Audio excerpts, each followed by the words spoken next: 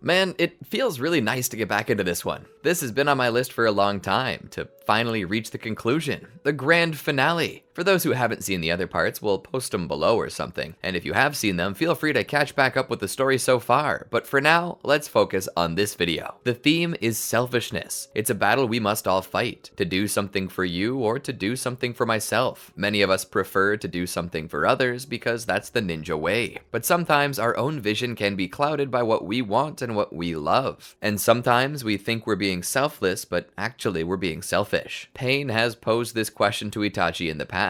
Why did you bring Sasuke here? Itachi has said that it was for Sasuke's sake, but Pain said it couldn't be true since Sasuke's in more danger than ever now. And since Orochimaru's attack on him, that's become all but too obvious. The question remains, should Itachi truly let Sasuke go, or should he keep him with him? Down to the point of everything, Itachi needs to consider how Sasuke feels about this, or if he should even include Sasuke's opinion into this at all. Please look into my Mangekyo Sharingan as I cast upon you all the Tsukuyomi to take you into a world of dreams. A world where anything is possible. A world where Itachi decided to take Sasuke with him. Welcome to the Amagi. Before we begin, only 25% of our viewers are subscribed, so if you're a fan of the video, please like and double check if you are subscribed. And with that out of the way, let's get into it. The bed felt so hard. Itachi was hardly dreaming at all, only faint outlines like line art in the black canvas of his mind's eye. It felt like an elephant were sitting on top of him. His body ached, pained. It was almost agonizing. He felt a searing hot pain on his right arm. It hurt so badly. He suddenly opened his eyes. The pain he felt was not searing hot. It wasn't even pain at all. In fact, it was nothing more than a hand on his arm. He sat up and rubbed his eyes. "What is it?" he asked as he looked around, half expecting to see Sasuke. No, it wasn't just Sasuke. There were others in the room. Konan was there, seeming a little worried. By her side was Pain, and to the side was Sasuke, watching in the arms of Konan. Beside Itachi was Zetsu, whose two sides caused him to appear as a yin and yang symbol enshrouded in vines. Itachi could not respond. He looked around. Oh, have the bandages come off already? That was fast. Nobody responded. Itachi was now more than just a little confused. What's going on? You've been asleep, Itachi, Pain said. Itachi nodded. I have been. I've been busy. I'm a little tired. Pain shook his head. No, you haven't just been asleep for a while. You've not woke up in days. Itachi was confused.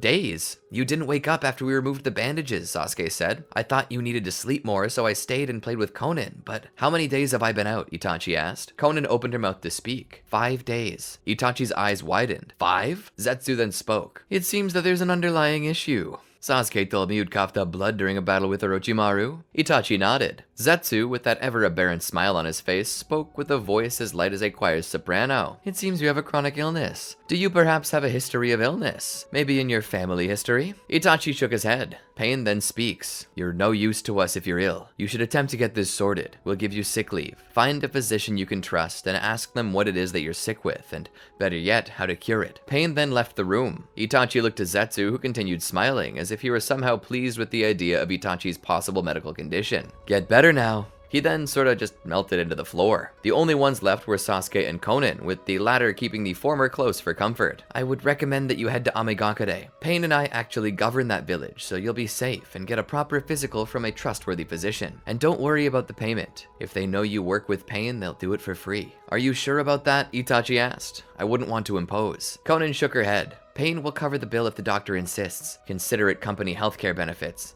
Just be sure to figure out why you've been sleeping so much and bleeding so much too. She pat Sasuke's shoulder and then turned around and walked out the door to give the two their privacy. After she left, Sasuke was left standing there with his stuffed animal in his arms. He walked over to Itachi with the most concerned look on his face. Are you gonna be okay? He asked. Itachi pushed the visible worry from his face and smiled. I'm sure of it. He lifted Sasuke into his lap. We're gonna go to a doctor just to make sure. He would then help Sasuke pack his bags. It's not like they had much to take with them, but anything they had procured from the Akatsuki in the way of supplies, or anything Itachi had bought with his payment he got from his work, they packed up. This included extra paper to keep Sasuke occupied. As Itachi helped Sasuke pack, he came across a small picture Sasuke had drawn. It was a rough picture of himself, Itachi, and Juzo standing together, all wearing Akatsuki cloaks. The picture had the caption "Triple Threat" on it. Must have been a name Sasuke had come up with. Now Juzo was gone, and Itachi was worried about his own health. He would continue packing before grabbing his own supplies, which mostly pertained to extra funds, weapons, food, and water. After this, the two headed out. They began to make their way down the road to the west to get to Amagi. It was a long trek, and to be frank, he worried Sasuke would not be able to handle it. So they hitched a ride with a wagon train carrying supplies. Sasuke asked where they were going, and they were both surprised to hear that this wagon was on its way to bring supplies from out of the village to Ame. Despite the secretive nature of Amagi, they needed to continue to trade. As they rode the wagons, Itachi thought about the nature of this. Ame was generally a place where nobody was allowed in or out without special papers. It seemed that despite being such a big village, it could not survive on its own. In the end, capitalism was what determined whether a state survived or not. Looking at the faces of the merchants who tried their best to avoid eye contact with Itachi, more than willing to serve him hand and foot, it became clear even before entering the village that the place held an atmosphere of fear. Amagi was controlled by Pain with an iron fist, and this was the fate of all lands that would fall under Pain's control, peace through fear. It began to cause Itachi to wonder what Juzo saw in the Akatsuki. He valued freedom so much. Even if he preferred personal freedom, he valued it nonetheless. How could he willfully desire to bring others under the control of Pain? Pain would diminish the value of the human life. To make peace free, he needed to sacrifice human value. This would make freedom far too expensive to buy, and thus, freedom died, sacrificing freedom for security. Itachi grew tired of this same old song and dance. He understood that sometimes happiness needed to be sacrificed for security or for the freedoms of others, but this was a totally different case. He looked back and saw that Sasuke was now wearing an Akatsuki cloak that had been properly tailored to his size. Itachi hated seeing him wear that tacky cloak, but he said nothing about it. As the wagon train pulled into the village, the guards were to stop the wagon to search it and ensure that there were no stowaways on board. Of course, there was Itachi and Sasuke. The moment the guards saw them, however, they apologized and told the wagoners to be on their way. The gate opened and they were pulled into a sprawling cyberpunk world. The constant deluge set a tone of drama over the city, to which one almost expected to hear threatening yet heroic trumpet fare to mark the arrival of some avenger of justice. Surely if Kagemasa existed, this would be the site of his adventures, Itachi thought. As they went deeper, they passed through the market district and into a back alley where the store's back entrances and storage areas were. Itachi got off and grabbed Sasuke. He then walked over to the one who had been steering the wagon and thanked him for his help before asking where the most reputable doctor in all of Ame was. "Oh,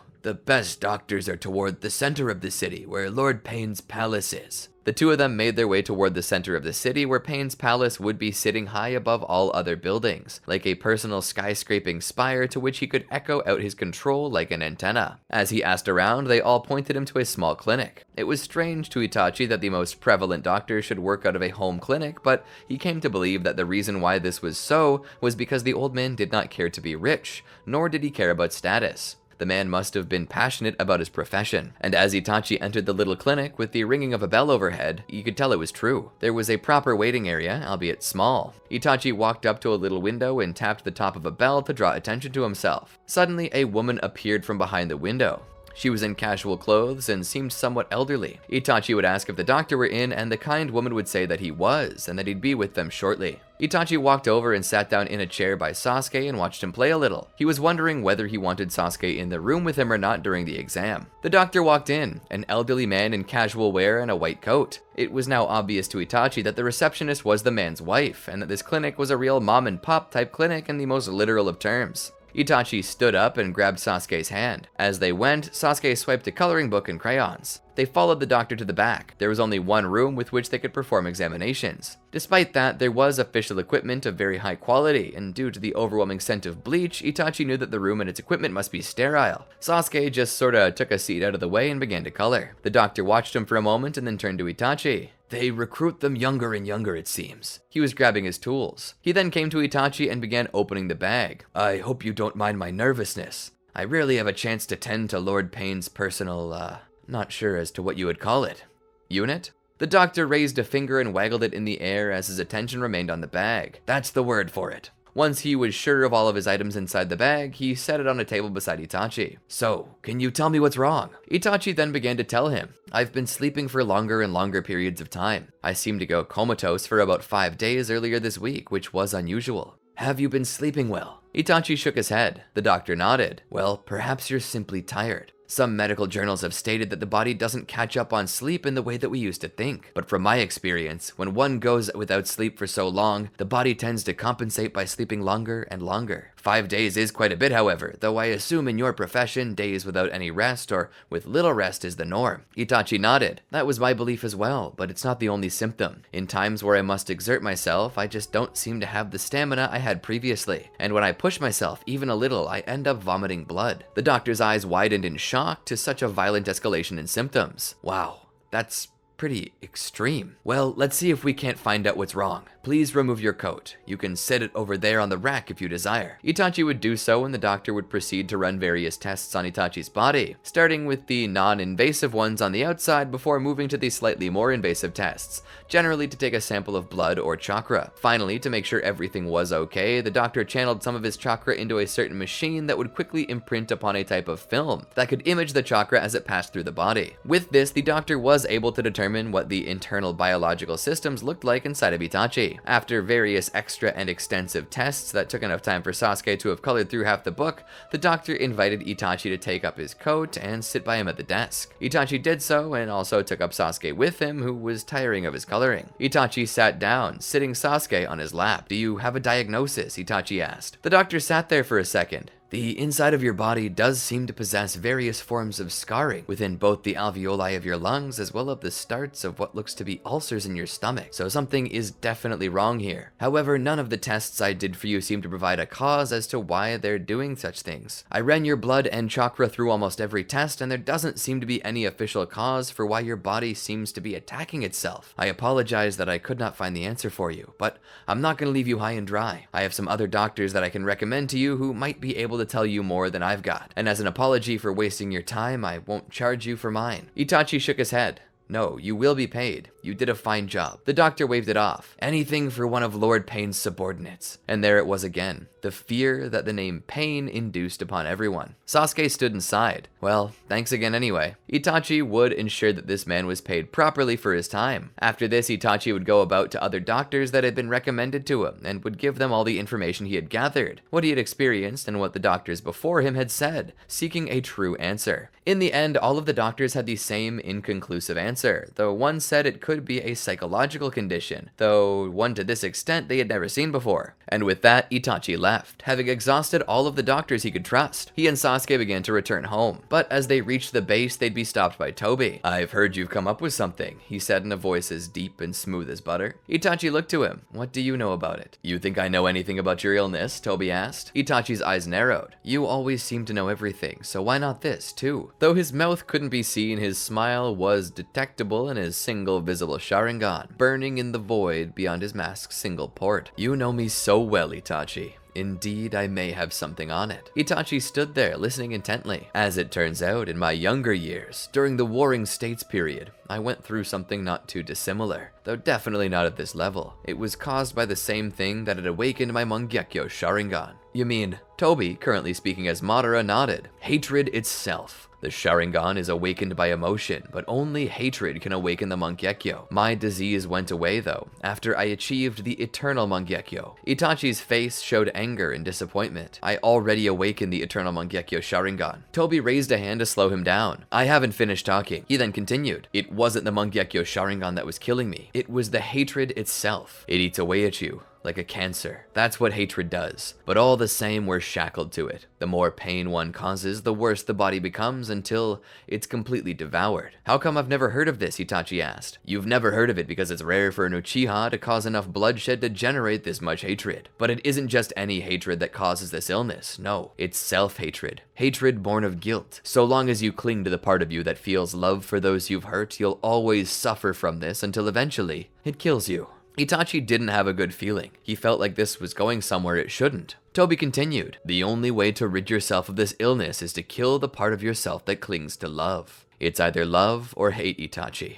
It can't be both. You must decide. But until that time, I might have something that'll help." "What is it?" Itachi asked. "There's a village up in the mountains near Ame, known for medicine. Go there and seek the Koran family. Ask for Kotaro. They will give you a choice of 3 types. Choose course. That should at least slow down the effects of the illness until you can decide what to do with yourself." Itachi sighed. I wish you would have told me this earlier. I was all over that region before making the long way home. Tobi's single visible eye rolled. He grabbed Itachi's shoulder despite Itachi's protests and would portal them through dimensions until they arrived at where they were going. Remember, seek the Kodan clan, ask for course Kotaro, and never say I didn't do anything for you. Tobi would then disappear again. Together, Sasuke and Itachi would venture into the village. There they would seek out the Kodan clan. Asking about it, it seemed that the Howling Wolf Village, as it was called, held disdain for this clan. Despite this, looking at their cloaks, they assumed that they were bounty hunters and the like, and regardless of what they planned to do with the Kodan, they told them exactly where to find them. They were within a small shop called Rengyodo. Itachi found it to be a very odd thing that this village would hold disdain for what could be assumed to be skilled pharmacists, but he wasn't here to judge. He was here for medicine, and so he would visit this pharmacy. Entering the building, he was surprised by the fact that it was run by a child. He looked around. Is the store's owner here? One of the children, who couldn't have been much older than Sasuke, spoke. You're looking at him. Itachi sat Sasuke down. You run Rengyodo? The boy nodded. Things weren't adding up in Itachi's mind, and the boy was perceptive enough to notice this. I didn't found the place, I simply own it now. It was willed to me by my father, Tenma Kodan. I'm Reishi Kodan. The boy extended a hand. Pleasure. Itachi took the hand of the child and shook it. The pleasure's mine. He then looked around. Is this place really a pharmacy? The boy nodded. Always has been,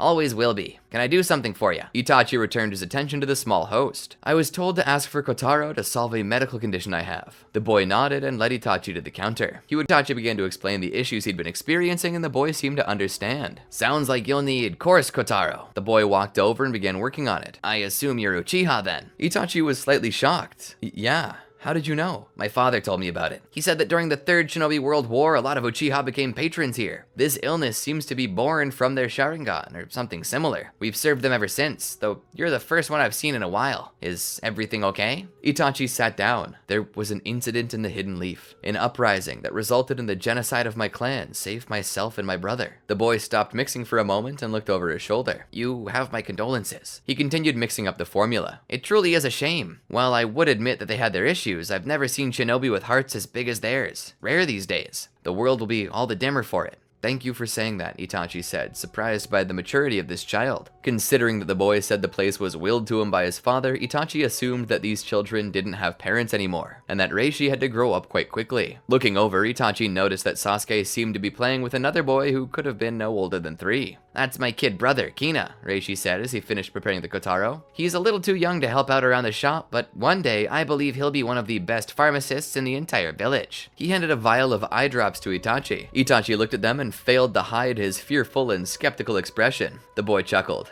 Don't worry, Mr. Uchiha. I measured twice. You're not gonna overdose. Itachi smiled awkwardly and decided to take the boy's word for it. Either this would extend his lifespan or kill him. Either way, there was only one path forward, and it was this Kotaro. Itachi would hold the dropper above his eye and then hold the lids open before dropping some in. He would repeat this process a second time for the other eye. He would then sit there for a moment. He didn't feel anything. Should I? Suddenly his vision began to grow dimmer. He gripped at the chair he was sitting in as light seemed to fade from the world around him. Holy, I'm blind. I'm blind. Reishi began to put his hands on Itachi's to calm him. He shushed him. But by this time, Sasuke was on him in a flash. Whipping out some rather impressive judo, he put Reishi on the floor and then pinned him. What did you do to my brother? What is this poison? Give him the antidote or I'll rip your arm off. Reishi was panicking a little and Kina was crying in the background. Calm down, Reishi shouted. It's supposed to do that, it's supposed to do that. Itachi reached out into the darkness and found Sasuke's collar and pulled him from Reishi. Explain, please, Itachi said. Reishi rose up from his position and he went in to check on Kina to calm him down. It's course Kotaro. Did you expect it to have 0 side effects? Side effects? Itachi asked. Reishi nodded. Side effects. Course Kotaro is our strongest. Strong benefits, strong side effects. Don't worry, the blindness is temporary, but the benefits are well worth the dosage. Trust me. Why didn't you tell me about the side effects before? Itachi asked. If you had, I could have waited until I had gotten home to take it. Reishi stood there a little embarrassed at his amateurish blunder. You didn't ask? Itachi sighed. Let's just consider ourselves lucky that I'm not on a tight schedule, but next time you should lead with the side effects. Yes, Mr. Uchiha. Sorry, Mr. Uchiha. Sasuke's mood was obviously soured at this point, so time would pass and they would wait for the side effects to wear off. Once they had, they paid for the Kotaro, were sure to get detailed instructions, and they went to return home. Once they got there, they were met by pain. Welcome back, Itachi. I assume you have dealt with the issue. Itachi thought about it. I found found a way to manage it for now, I think. Pain seemed less excited about this answer. Are you fit for duty? Itachi nodded. I believe I am. Pain let him in. You will get the day off today to rest and prepare. Tomorrow, you set out to help recruit the newest member of our organization. For now, I think you should get to know your new partner, Kisame Hoshigaki. Itachi bowed in respect. Yes, Lord Pain. Pain then turned back to a table covered in maps and other things. You are dismissed. Itachi would return with Sasuke to the room where he would sit him down on the bed and remove his shoes. I'll get us something to eat. Then you can rest. I'll go talk to my new partner during that time. As Itachi turned around to go, he was stopped once more by Konan, who held another platter. I thought you might be hungry, she said with a smile. Itachi was surprised. This was his and Sasuke's favorite foods. He was awestruck. Thanks, he said. But how did you know? Konan pointed to Sasuke. When I was watching him, he told me about all your favorite food and told me that his was like yours, something your mom used to make as a bit of a comfort meal, and, well, I thought you guys could use a comfort meal. She then proceeded to wave at Sasuke, who waved back in a very flamboyant way. Itachi smiled. Thank you so much. You really don't know how much this actually means to me. He looked back at Sasuke, and then he looked to Konan. Would you like to maybe come in and eat with us? And so the three had their lunch together. After this, Itachi decided to go and find Kisame, where the two would attempt to get to know each other better. As it turned out, they both had a bit of a traumatic history, as both had to kill some of their own countrymen. Kisame, like Juzo, had been a member of the 7 Ninja Swordsmen of the Mist, but instead of carrying around the Executioner's blade, his was Samehada. The two spoke and got along well, with Itachi finding Kisame to be the kind of man he could trust. Like Juzo, he had honor, so he knew he could rely on Kisame in a pinch. With this, he'd rest for the night. The next day, however, they were set to leave, but they were not alone. They were sent along with Sasori, the legendary puppet master of the sand. Together, they made for the Hidden Stone's outskirts. A rogue shinobi for his bomb-making skills was there, Deidara. They found themselves flanked on either side by tall trees, and in the orange embers of twilight, they witnessed a small shrine in the distance. It had come to be the home of this rogue shinobi, it seems. They would enter. There, they'd be found by their target. He would question them, and they'd make it clear that they were there to recruit him into the Akatsuki. While Sasori admired his spunk, he thought he seemed to be the early death type. Itachi considered Sasori's statements, as Sasori was the one who'd be teamed up with him. But in the end, what mattered most was that they followed orders from Pain, and so they attempted to get Deidara to join them. Initially, he refused, but after some persuasion by Itachi and his Sharingan, he joined. He'd be welcomed by the rest of the Akatsuki, and as they would leave, Tobi would take Itachi to the side. Have you thought about your illness? Itachi looked to him. It's all I've been thinking about. Then perhaps you're ready to get rid of it. You could truly be the strongest shinobi to ever live, even stronger than I. You could bring peace to the world if only you were capable of letting go. Letting go of what? Itachi asked. The single visible eye glowed like an ember of flame behind the mask. Your past, the one thing you hold on to, and the one thing you love most. Itachi understood. Sasuke. Tobi nodded slowly. Throw away what remains of your humanity and become more. Kill your little brother and accept hatred. So long as he lives, your love will cling to something. That war within your body is what's causing your illness. A war in your conscience. Your body is collateral damage. Itachi went to strike Madara in the face only for his hand to pass harmlessly through and splinter the wood behind him. From this, Madara did not even shift his body. Didn't even flinch. Itachi just pulled his bloody fist back. Madara sighed. So dramatic. It's not like I'm going to kill him. This is your choice to make, and I don't care what choice you make. I'm merely telling you the truth according to my experience. As long as my brother Izuna lived, I was sick. When he died and I took his eyes, I was healed. The eternal Mangekyo Sharingan did not heal me. The loss of the last thing I loved did. Sacrifice your brother and live, or spare him and die. It's not like he'll have much of a future in this organization anyway, especially without you. Tobi then began walking away, leaving Itachi alone with his thoughts. Itachi sat down on the shrine steps and thought this through. How cruel. He wasn't being punished for killing his clan, he was being punished because he didn't finish the job. How is he supposed to make that decision? His brother or his life? No, it wasn't a hard decision at all. He killed his clan for Sasuke, and he'd be willing to die for him as well. Returning to the base though, the remainder of what Tobi had said to him continued to ring out. It's not like he'll have much of a future in this organization anyway, especially without you. As Itachi walked through the base, he saw that the Ghetto statue was gone. Where did it go? He asked Konan. She looked up at the empty place where the statue once stood. Pain moved it. We're leaving this base. Now that we've got a team together, we're gonna start to achieve our goals. The tailed beasts. Itachi looked down. Konan,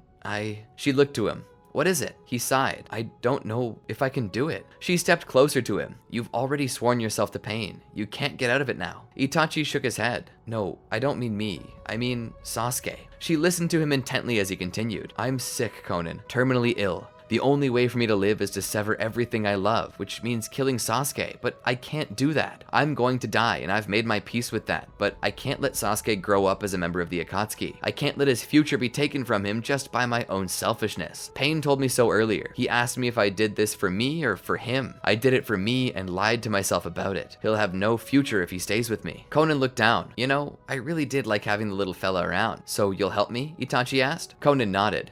If Pain asks, I'll tell him. You won't see retaliation. Itachi almost began to cry. Thank you. And so, as night came, Itachi would go to Sasuke, who was sleeping. He would wake him up. Sasuke. Sasuke. The boy would sit up in bed. Itachi? Itachi smiled at him as he gently, lovingly pushed the boy's wild hair out of his face. It was everything he could do to keep it together. Would you like to go on a mission with me and Conan? It's a special mission that only we can do, and I want you to be a part of it. Sasuke's eyes widened, and he couldn't hide his smile. I get to go on a mission with big brother and big sister? Poggers! Itachi snickered at this. Come, let's get your official uniform on. He would help Sasuke get his boots on as well as his cloak and help him pack up everything he had. He would put the boy on his back and together they would leave with Conan. Under cover of night, the three would take to the treetops, making their way toward Konoha. He'll be protected, Itachi kept saying to himself. Hiruzen will protect him. As they traveled, it seemed like night might never end, but at the same time, it felt like the night was not long enough. He knew that chances were this was the last time he would ever see his little brother. Itachi would have to leave, and by the time this all ended, he would likely be dead. But such a pain. Such a love. It was worth dying for. His little brother was worth dying for. Juzo once spoke of the value of human life, and the worth of that life only being what one was willing to spend on it. And right now, Itachi had decided. His life was worth Sasuke's life. As they came to the gates, Itachi knelt down. Conan helped Sasuke get off his brother's back. What's the mission? Sasuke asked. Itachi raised his hand to his lips. Sasuke recognized his mistake and began to whisper. What's the mission? Itachi looked at his little brother as tears started to form in his eyes. The mission is you. Sasuke was confused. Huh? Itachi smiled through the streaming tears. The mission is you. It's always been you. He then pushed more hair away from Sasuke's face, not particularly because it threatened his vision, but simply because Itachi wanted an excuse to brush his brother's hair to the side one last time. The past few months that we've spent together, there's so much more than I've ever deserved. Slowly, Sasuke's expression started to change, his eyes widening as his eyebrows began to slant on the furthest ends. Itachi. Itachi saw this and felt his own heart cracking. The shinobi who had trained himself to never cry, the shinobi who managed to kill his whole clan without expressing emotion, was now unable to keep the tears from falling down. His heart was shattering into a million pieces. Sasuke, I can't let you be a member of the Akatsuki. There's no future for you there, and...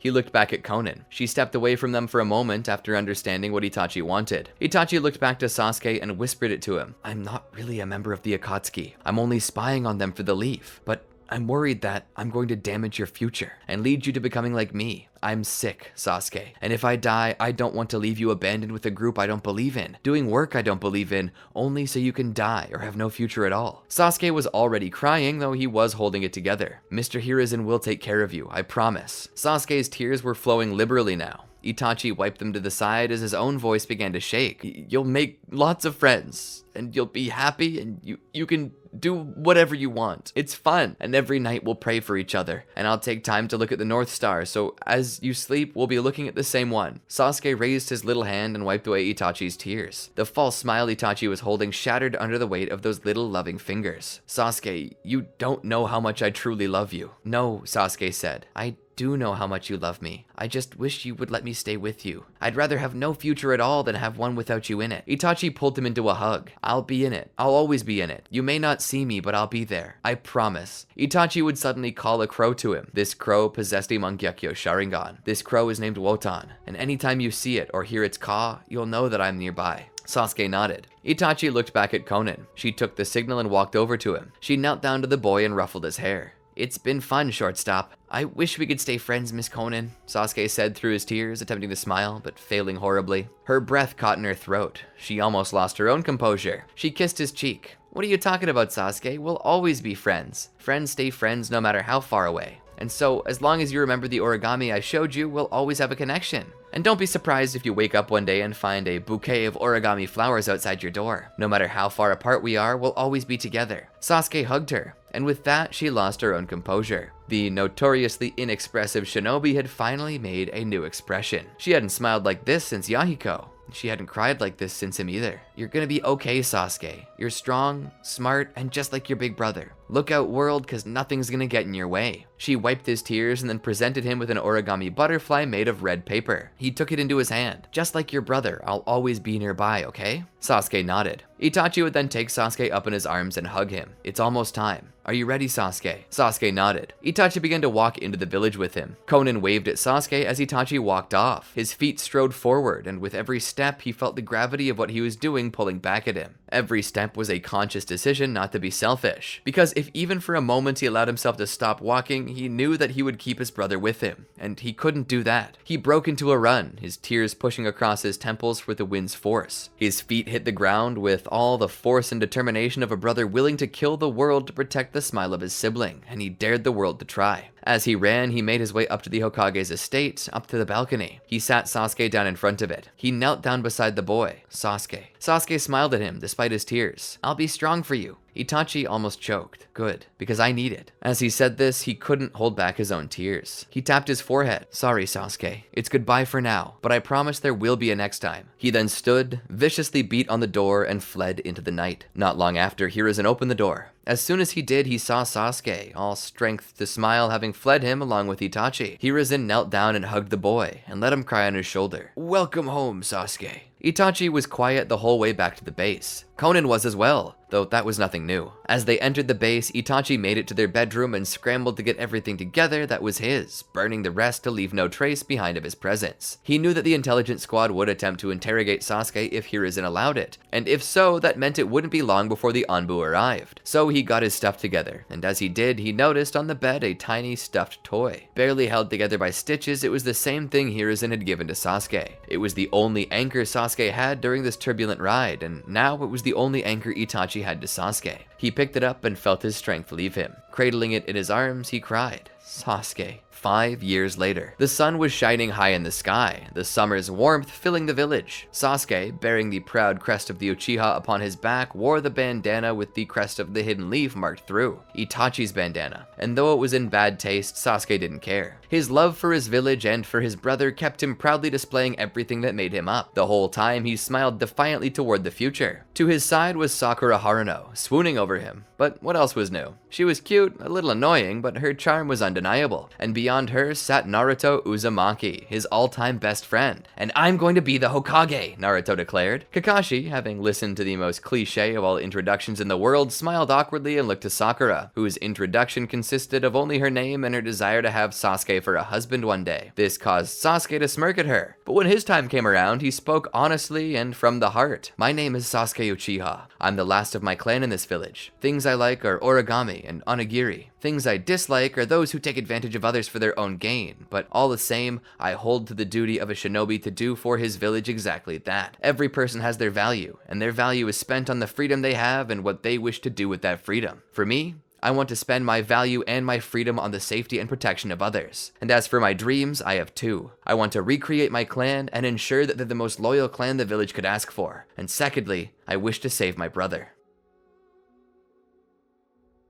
And that's where I'm gonna call it. I think that actually wraps up the series. We got to see what happens when Sasuke leaves with Itachi to join the Akatsuki, and sadly, that led us to the decision that Sasuke would have been safer left behind in the village. But at the same time, this led to Sasuke's development becoming more positive as he searches for ways to save his brother instead of killing him. Now, this is obviously an open ending. If you really loved this series and this particular video, then please feel free to let us know in the comments and share this video series with the rest of your friends. If we get this video up to enough views, then maybe we'll continue the story. Like, what if Sasuke tried to save Itachi? Would you like that? Good. I'll consider a story for it, but you gotta follow through on your end of the bargain, and part of that is to like and subscribe. Make sure you click that bell icon too. It'll notify you when we drop other videos like this one. You'll want to know if a sequel series ever gets produced, right? Until next time, remember to be kind to others. That's the Amagi's Nindo, our ninja way. Peace.